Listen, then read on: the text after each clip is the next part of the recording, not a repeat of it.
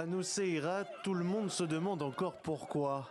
Pourquoi les missiles israéliens ont-ils frappé cette école administrée par l'UNRWA, l'agence de l'ONU pour les réfugiés palestiniens? Sans aucun avertissement préalable, un missile nous est tombé dessus, sur une école servant d'abri. Il y a des cadavres, on a dû marcher dessus, je ne peux rien dire de plus, tellement c'est horrible. La guerre aujourd'hui est entre qui et qui? Entre Palestiniens et Israéliens ou entre les Nations Unies et Israël? Pourquoi les centres d'hébergement qui portent le drapeau de l'ONU sont-ils bombardés? Pour Israël, pas de doute, cette école a servi de cache à des terroristes et son armée assure par ailleurs avoir pris de nombreuses mesures pour réduire le risque de toucher des civils dans la frappe contre l'établissement. Des déclarations bien insuffisantes, voire révoltantes pour les familles des victimes. Dans l'enclave palestinienne, ce mardi fut une sanglante journée.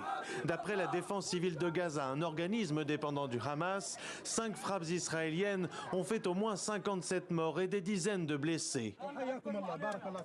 Outre les missiles qui ont touché l'école à Nuseirat, les autres sont tombés à proximité d'une station-service d'Al-Mawassi, près de Khan Younes, ou encore près d'un rond-point de Beth Laïa.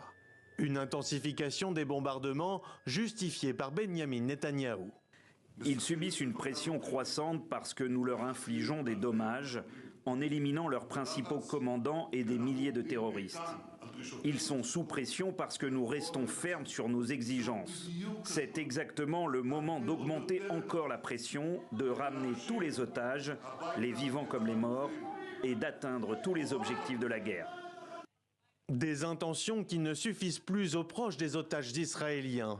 Les familles de 5 soldats retenus captifs dans la bande de Gaza depuis le 7 octobre ont supplié Benyamin Netanyahou d'obtenir un accord avec le Hamas en vue de leur libération, et ce, avant son départ pour les États-Unis, où le Premier ministre doit prononcer le 24 juillet prochain un discours devant le Congrès.